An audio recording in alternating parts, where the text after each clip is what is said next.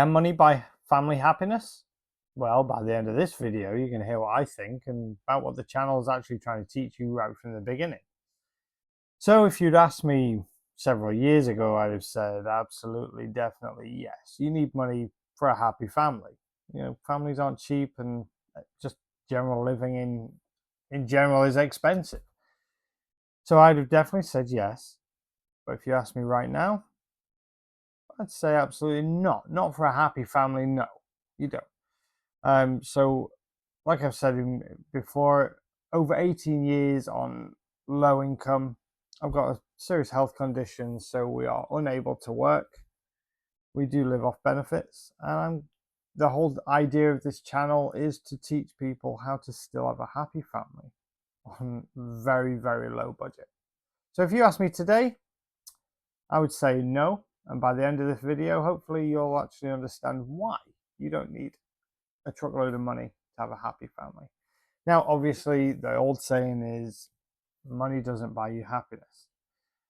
It's quite a tough pill to swallow, actually, when money definitely makes things easier. But I've been thinking a lot lately about this, actually. I come to a realization that, I was always led to believe that you do need money to be happy. It makes things very easy if you have money. It's lots to do. It's actually the mindset that you're in. It depends on whether you've got a happy family or not. Our kids are thriving. Me and Beth are extremely happy, and we have next to no income to splash out on many activities, which is the whole reason we have created this channel, to help families that do struggle on low income to live life to the max. So I think it's normal for families and for parents, definitely, to always feel guilty that you're never given enough to your kids. It's incredibly hard for us sometimes. You always want your kids to be happy. And unfortunately, I think sometimes we're led down the route of material things make people happy, and that is just not the case. Obviously, you want people to fit in, you want them to have nice things, and that's absolutely understandable, but it's not essential. And I think it's really important to remember that. And it's the way that we look at things that is important, I feel. I think we've done a lot of work to show our children that, yes, the expensive things are really nice to have, but they are a luxury item.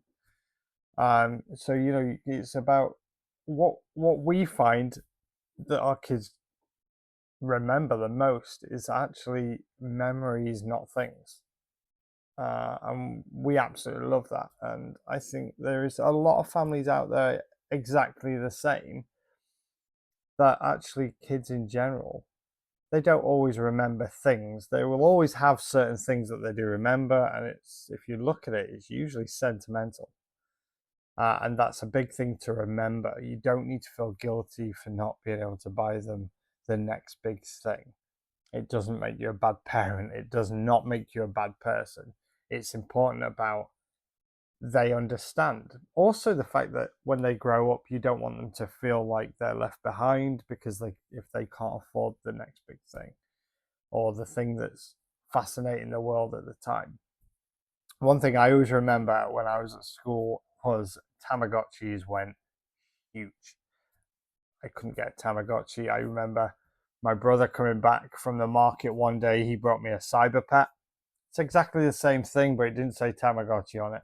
And I thought I was so cool. I went to school. I was showing all my friends, and I get it. It wasn't so wow because it wasn't an actual Tamagotchi.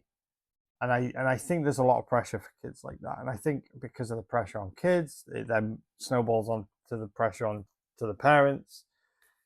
And I get it. It's a tough cycle to break out of. But one thing is, if you can't manage that, it does not make you a bad person in the slightest. And what we find is, if our kids would like something, it's not something we can just definitely go out and get. It's something that we have to work towards, or we do look for cheaper options and see if that kind of fits the bill, or in hopes fits the bill.